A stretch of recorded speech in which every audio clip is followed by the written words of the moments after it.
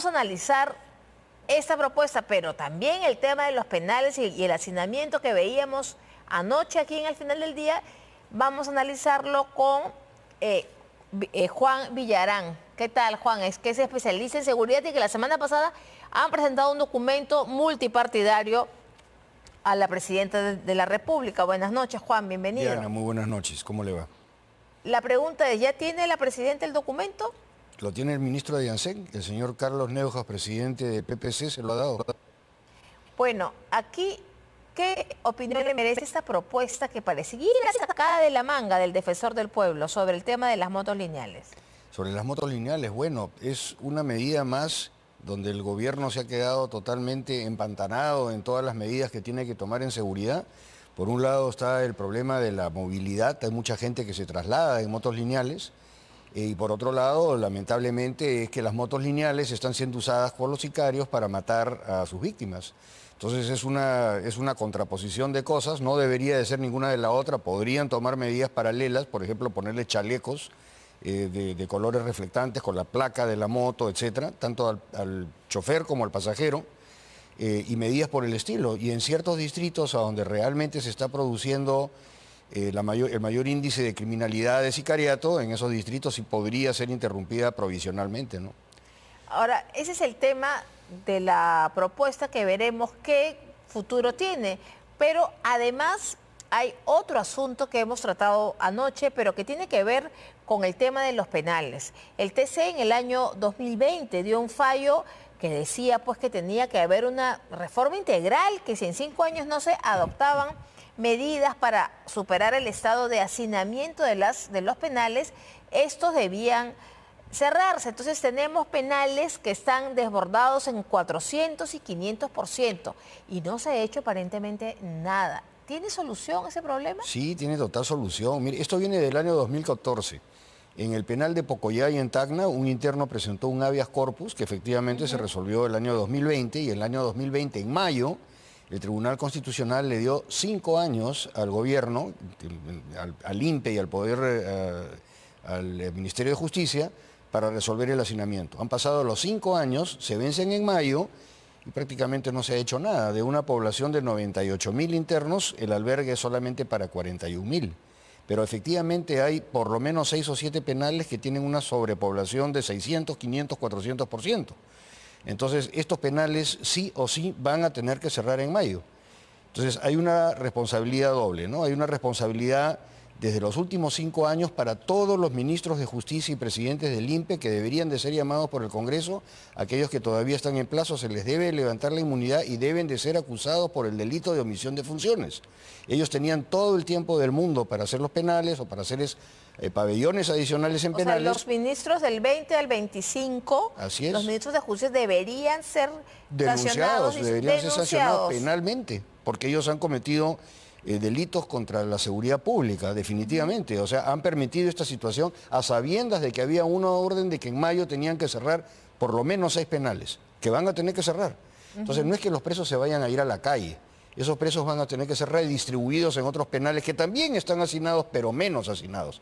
En la propuesta que el grupo en el que usted ha participado y que se le entregó al presidente del Consejo de Ministros, se propone la construcción de un mega penal para 20.000 internos. Pero esto es posible, tendría que ser con el aporte privado. ¿Cómo haríamos para tener en el Perú un penal para 20.000 internos? Es decir, casi la mitad de la población penal del país. No, son 100.000. Son 100.000. Sí, pero no se trata tanto de eso, ¿no? El problema está en que el ministro Aranda, el ministro de Justicia... Eduardo Aranda. Sí, claro. Él ha dicho que hay 10 penales que están por iniciarse el expediente técnico y 6 más que están en evaluación. En total 16.000 que serían para 40.000 presos más. 16.000... 16 penales. 16 penales. Para 40.000 presos más. Pero el problema lo tenemos hoy, y un penal en esas condiciones se hace en 2 años. Un megapenal toma 2 años. No es como hacer un edificio. Necesita habilitación urbana, agua, desagüe, en fin. O sea, es imposible tener 16 penales. ¿Perdón? En la práctica es imposible tener 16 penales. Bueno, en la práctica se podría hacer, pero le va a demorar 2 años. El paquete que nosotros le hemos propuesto al gobierno es muy distinto, porque no es un megapenal, es un paquete de soluciones A ver, la Presidenta de la República le asignó 3.000 millones de soles para esto, ¿ya? Que son 800 millones de dólares. Nosotros hemos sacado el cálculo que a 12.000 dólares por celda, que son celdas para 2 personas, son 6.000 dólares por interno, ¿no? Que si nosotros multiplicamos por 40.000 le da 240 millones. O sea, acá se viene una sobrevaluación enorme. Y además para hacer... Además, una sobrevaluación enorme del 400%. El paquete que hemos propuesto cuesta muchísimo menos y consta de lo siguiente. No es el megapenal en primer lugar, porque va a ser dentro de 2 años, ¿no? Y ni expediente técnico tiene. Entonces, lo que se ha propuesto es, en primer lugar, hacer pabellones nuevos en cárceles existentes. Eso cuesta la tercera parte.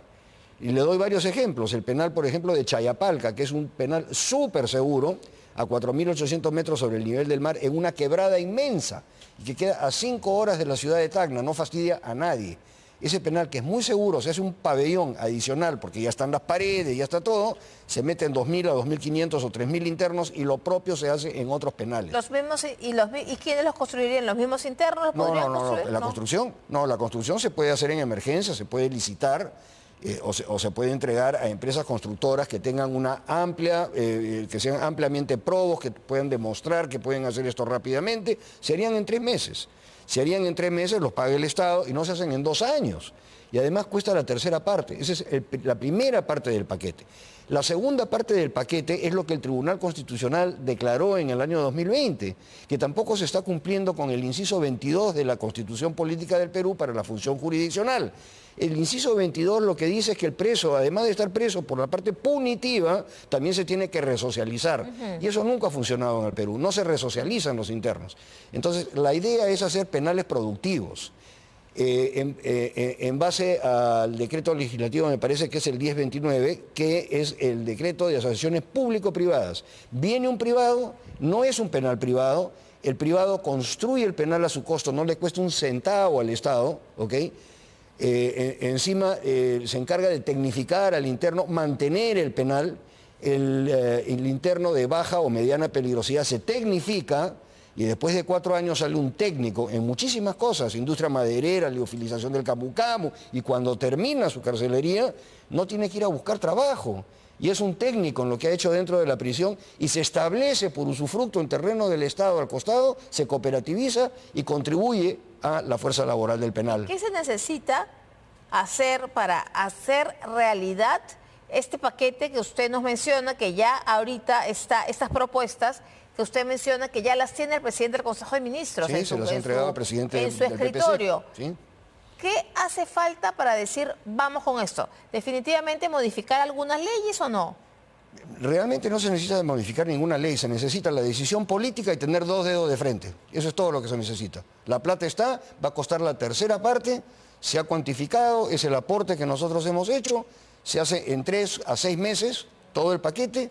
Y realmente lo único que se necesita es decisión política, 2 dedos de frente. ¿Y habrían empresas privadas, usted conoce, usted sabe, que estarían dispuestas a hacer esas asociaciones público-privadas para construir el penal? Sin la menor duda. Es más, ya hemos tenido la experiencia. En el año 2000 se presentó en el Perú la gigantesca corporación Marubeni del Japón, que quería hacer un penal en el CEPA, que es un terreno que tiene el Ministerio de Justicia, el INPE, en la selva de Ucayali. Son 30.000 hectáreas que se tienen ahí. Entonces la Marubeni quería venir, puede ser la Marubeni, puede ser Monsanto, cualquiera de estas empresas que trabajan con ganadería, etcétera, ¿no? Entonces ellos quisieron venir, presentaron el proyecto y ya se iba a realizar, pero bueno, no se llegó a realizar y quedó en nada. Pero ya estaban interesados en hacerlo. Ahora, por ejemplo, ayer que conversaba con el señor Wilfredo Pedraza, luego he recibido mensajes de televidentes que me pedían qué pasaría, y ahora le traslado a usted la pregunta que no le pude hacer ayer al doctor Pedraza, me preguntaban por el frontón. Bueno, el frontón también se podría utilizar, sin la menor duda, pero tiene varios problemas, ¿no? El frontón, en primer lugar, no tiene agua potable, ¿no? Entonces habría que estar llevando constantemente agua potable para la población penitenciaria, es sumamente caro. Los internos se tendrían que estar trasladando en lanchas al frontón, ¿no? Está sumamente cerca de una zona que el día de mañana podría ser una zona turística, que es toda la parte de la punta, y hay una serie de actividades recreativas, etc. Entonces, no, a mí no me parece personalmente que el frontón sea el adecuado. No tiene agua potable, es caro, no me parece. Mucho mejor me parecen cárceles productivas donde el preso va a pagar con su trabajo y encima va a recibir un sueldo. ¿No? Entonces va a pagar la parte punitiva, pero va a recibir un sueldo. Y cuando salga, no como en el frontón, sino que cuando salga y se va a la calle y quiere trabajar en algún lado, le van a preguntar, señor, ¿usted qué ha hecho los últimos 5 años? Bueno, estuve preso. Pero ok, siga su camino, señor. De la otra manera, ya está tecnificado, puede trabajar. estuve preso, pero he estado trabajando en los últimos 10 años. Puede ser la respuesta. Podría ser esa la respuesta, pero igual, la empresa privada no le gusta tomar personas que han estado presas, ¿no? En cambio, estas personas sí pueden labrar un futuro para ellos y para sus familias decentes. Dice usted, se cooperativizan y aumentan la producción del penal que ya lo tiene esta empresa en asociación público-privada. Y encima, mire, una cosa increíble, los penales en vez de costar van a terminar pagando impuestos. ¿Por qué? Porque la empresa privada va a lucrar y va a pagar impuestos a la renta. Ahora, es importante también aquí, luego de haber conocido el tema del TC, ¿usted cree que sería importante una declaratoria de emergencia del sistema penitenciario y así se puede construir y se puede, digamos, hacer más expeditivos los procesos? ¿Es necesario? Sí. ¿Es urgente? Es urgente. Sin la menor duda, sí se necesitaría una declaratoria de emergencia para poderlo hacer rápido, pero le vuelvo a repetir, es como cuando se hicieron los Juegos Panamericanos. Se hizo en tiempo récord, porque se dieron todas las condiciones y hubo una buena gestión para poderlos hacer. En el caso de las cárceles es lo mismo, se da el decreto de emergencia, ¿no? Y simplemente se puede licitar con mucha mayor facilidad, pero no pues a estos precios. Yo le acabo de demostrar, estos precios que yo le he dado son $800 por metro cuadrado. O sea, es una cifra bien alta para un penal que es relativamente bastante sencillo, ¿no? Entonces son $800 por metro cuadrado. Se da la emergencia y se construye entre 3 y 6 meses. Y los otros que le estoy mencionando en la selva, se hace el roadshow internacional, ¿no? La gente viene, se interesa y comienzan a producir. Y al final se llega a cumplir lo que la Constitución pide, que fue el sueño del legislador, que los presos de poca y mediana peligrosidad se puedan regenerar. Ahora, usted dice que de todas maneras se tiene que cumplir esta sentencia del TC en mayo, pero estamos viendo y hemos visto imágenes que son aterradoras del hacinamiento. Entonces, ¿cómo se va a cumplir esa sentencia? Los van a tener que trasladar, pues lo van a tener... Pues, mire, la sentencia prácticamente es bien difícil de aplicarla, pero hay penales que no están tan hacinados, ¿no? ¿Hay algún penal que no está tan hacinado? La tasa en todo el sistema es de 138%. ¿El promedio? Porque promedio, hay algunos que tienen 500, 400% de sobrepoblación. Claro, son 41.500 la capacidad y digamos 100.000 lo que hay. O sea, 138%. Lo que van a tener que hacer al guerrazo es trasladar a esta gente en ómnibus, va a ser un laberinto, pero porque además tienen que buscarle camas, tienen que ponerle seguridad, tienen que habilitar miles de cosas, ¿no? Entonces yo lo que diría en criollo es que se vayan poniendo las pilas de una vez y comiencen a darle emergencia y comiencen a hacer lo que se ha propuesto, que es una solución mucho más económica, mucho más rápida y mucho más ejecutiva, ¿no? Y además, como están las cosas, que la inseguridad y la delincuencia está desbordada, van a haber más internos, es decir, la población no va a disminuir. No va a disminuir, pero tenemos que en algún momento comenzar a resocializar a los que son de poca y mediana peligrosidad. Los que realmente son presos avesados, sicarios, extorsionadores, etcétera, esos no. Y tampoco aquellos jefes y subjefes de la minería ilegal y del narcotráfico. Toda esa gente tiene que ir a cumplir cadena perpetua a estas cárceles seguras, como le repito, Chayapalca, Pixi, etcétera, ¿no? Pero le doy una última estadística. De los 500 muertos que han habido este año por homicidios, ¿no? Solamente han capturado a 13 por sicariato, ¿ok?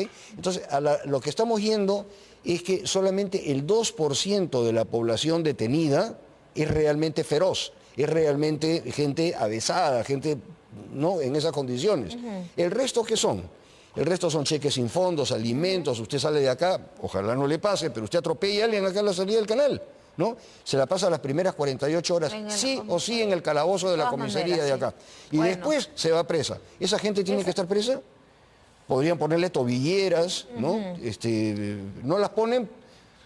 Bueno, veamos, porque ya estamos muy cerca de la fecha del cumplimiento de la sentencia. Yo le agradezco mucho su presencia en el final del día. Encantado, Diana.